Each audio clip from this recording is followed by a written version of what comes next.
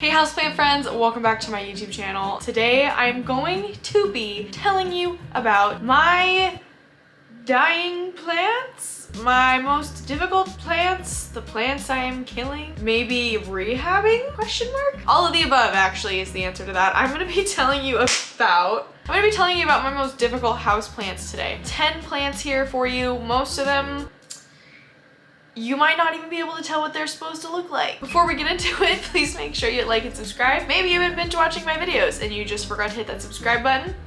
Welcome to the community. I also have YouTube memberships, which you can check out at the link in the description. $5 a month and you get access to an entire community full of plant parents. I don't know why I'm in such a goofy mood today. Let's just jump into the plants. I don't have any particular order for these, so I'm just gonna go from what you can tell that they are to what you cannot tell that they are. So right here, we have my green Chlorosticta. It looks like a red Chlorosticta because it's dying. I think I just need to keep this one more moist. It hasn't given me any new growth at this top point in probably 2 months. It's actually focusing all of its growth down here. You can see that there was another leaf there. What happens with this plant is that all of the new leaves come in nice and green, and then they turn this weird dying red color. So I don't know, probably need to repot it, probably need to keep it more wet. This moss is completely dry. Look at how cute this little leaf was right here. Look at that, that was so cute. And these are really cute too. Like these ones aren't doing so bad right here. But these ones, I know people with green Chlorostictas and their Chlorostictas do not look like this. My Begonia doddsonia. This guy is really cute, but if you remember when I got him, he was much more full and almost all the leaves were that size. And now they're all that size and even smaller. They're very cute. The leaves are cute. He's actually doing much better right now, and that's because I was keeping this guy in my greenhouse thinking, hey, if I just keep him in here, he'll adjust. He didn't. He does look a ton better. Way better. He also has a lot of new growth. I've been fertilizing him with liquider for the past couple of weeks. Been just taking off. I mean, there's so many little tiny growth points happening, which I'm really excited about. I decided to move him into my paludarium. So he is no longer in my grow tent. He's now actually in my paludarium where it is much more moist, which seems to be the common denominator, my underhanded watering technique. He's doing much better now though, which is awesome and makes me happy because I bought like an entire basket of this and I don't want to do him dirty, but I think I'm doing him a lot better. Like there's so many teeny little look at that. You see that right there? What the heck? He's doing a lot better. This is actually like kind of a success story, but it wasn't for a little bit there. So I thought I could, you know, mention him. He just needed to stay more humid all around. My grow tent is really hot and humid, but it's a lot more bright than it is humid, if that makes any sense. So this guy needed not so bright and a lot more humid. All right, we're getting down to the wire here with the ones that you guys will be able to tell what they are. This next one here is my Aetherium Q2QNC or Q2QNCis, or literally however you want to say it. This is one of my, again, longest having kind of favorite plants, but all my plants are kind of my favorite plant because I got rid of all the ones I didn't like or love. I got rid of everything I didn't love. But yeah, so this is my Q2QNC, and he used to have a lot bigger prongs. Like his leaves were a lot more. Now they've all kind of whittled down to one prong, like one little fingy. So I'm thinking I'll also probably end up moving this guy into my paludarium as well. I just feel like he'd really benefit from being more moist. So I'm not totally sure, but as he is now, I mean, he's fine. Like he's fine. He's just not like the best. He could be doing better, I guess is what I'm trying to say. And he did used to be doing better. But also, I think it's too soon to tell because this just sprouted out of nowhere and it's doing good. So, and he already looks like he's pregnant again. So I don't know. You know, I don't know. And this is my Begonia darthiana. And that is it. That is her. When I got it, it was very nice. It was very nice. I cannot keep this plant alive. I really can't.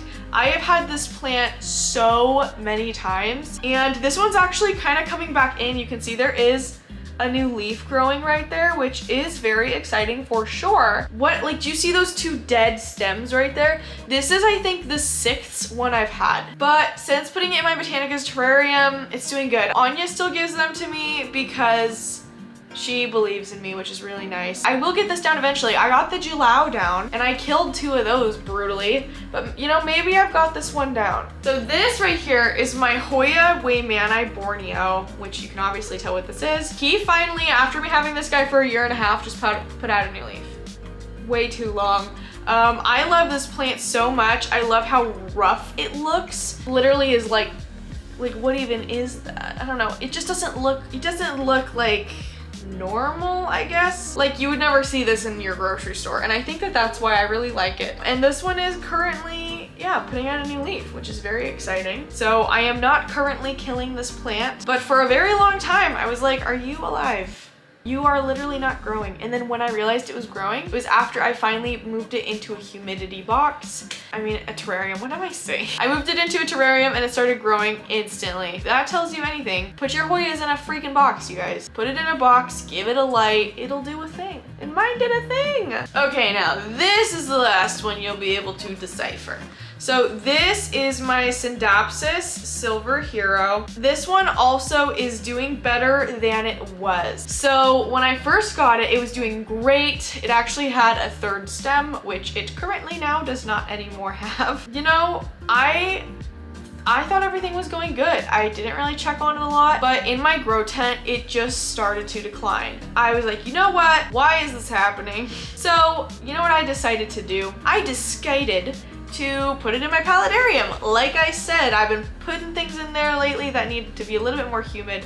And since putting it in my paludarium, it has absolutely taken off. So it's got this new leaf, which is still literally unfurling. Like, it's not even done, but it's already pregnant again. And look at those beautiful fuzzy roots. I could propagate this right now, and maybe I should. You know, I know Syndopsis are really slow growers, but maybe I should just propagate it now. You know, you never know. Yep, this is my Syndopsis Silver Hero, and I love this plant because the whole thing is literally silver. The whole thing. It's really beautiful. This leaf, I don't know what's going on. We'll go on an adventure, guy. You're gonna get propped. We're gonna experiment. I think so. Anyways, Syndopsis Silver Hero. Okay, so this is another little kind of success story in the works. This right here is a little baby Begonia greenleo. Right there. So this is the plant that when the airport people tipped my box over, this is one of the plants that didn't recover. There's actually only 2 plants that had like lasting injuries from all of that, and this was one of them. But look at that. I literally, like, even though the whole pot looked like it was dead, I just left it in my terrarium because with begonias, you really just never know if they'll come back or not. So I was like, you know, maybe it'll come back. It's a little survivor. So cute. My darkleo is doing really, really well, but this one seems to be a little difficult. Look at how tiny he is in there. That is comical. That is literally comical. I love that. But yeah, yep, we don't truly know what will happen here, but as of for now, it's doing okay. Okay, now, this is not a plant I'm killing, but I just feel like it was an honorable mention, is my little guy. This is my little Pothos barbarianis. Right in there, that little stem. That little green stem guy right there. And this is an actual Pothos, so in case you haven't seen my video, you need to watch it. Pothos are not Pothos. Just literally Google, play me Ashley, Pothos are not Pothos, and you'll get the video. And essentially, what this is, the actual Pothos. Like, this is part of the genus Pothos, but your normal Pothos are epipremnum, and not a lot of people know that. I've been keeping him in this little jar. I was originally keeping him tucked into my terrarium, but then I kept losing him. Wonder why? It's because I was keeping a free tiny, like, it's literally this big, in a big terrarium, just like on the floor. So I was like, you know what? I'm gonna put him in a cup. So I put him in a cup and he's doing pretty good. He actually put out a bigger leaf than normal. I do not think you will be able to tell, but he put out a pretty big leaf on the end there, and the new one he's working on is also kind of big. So I don't know, but There he is. My little Pothos barbarianis in his little dessert cup. All right, this one right here is tough. I did cut the leaves off, okay? I did do that. This was my philodendron plowmaniai, and he's leaking everywhere. We'll just stick him in this. This is my little plowmaniai, and as you can see, we do have a little growth nubbin happening right there. Right there, we got a little growth spot, which is exciting. I thought he was trying to grow in from that one, but no, he is growing in from that one. He's cool, but he was, you know, honestly just taking up too much space. So I decided it's time to go. And on top of that, his freaking leaves were getting so sunburnt, like literally so sunburnt. The other day I kind of had a little mental breakdown and I cut off the leaves because even though they were so beautiful, they were becoming so burnt and I just wasn't about it, you know? So, but his roots are pretty. The roots are bright pink, which is so gorgeous. And they're already kind of working on filling up this pot. Like, I don't know if you can see at all the roots, but they're literally sticking out at the bottom of this freaking pot right here. So beautiful. Bright red roots. I don't know. Yeah, but this is my plowmaniai in its present form. And you know what? We're gonna see a really good recovery here, I think, but as though right now, that is him. Okay, and this last one isn't so much a failure as it is kind of a failure, but this is my Amorphophallus, and this is one that Max sent me, and I failed big time with this plant because I put it in my terrarium, I let it get super big, but then I propped it up, and so it wasn't able to sustain itself and hold itself up. I decided to repot it. Well, Max actually heavily influenced me into repotting it. He was like, you need to repot that. And I was like, it'll be fine. And I decided actually just yesterday to cut off the big thing because it was dying. It was really dying. It was turning yellow. I also used to have this in a tiny little mason jar. Now it's in a full Brookline ceramics pot, which I love so much. It was such a big plant and I want it to get big, but only if it can like hold itself up. This stem, by the way, is so cool. Like the stem for this plant, it's like a freaking Zabrina. And Amorphophallus are really cool. They're one of the lesser popular aeroid genuses, but they're still definitely really deserving of all that genus aeroid loves. Max sent me a little bulb of this guy and he's just been doing good. Or maybe it wasn't a bulb, maybe it was a start, but yep, there's the guy. Little dude right there popping out. So I feel better about it this time around, but yes. And that's it. Those are the 10 plants that I'm really struggling with right now. And I really had to look.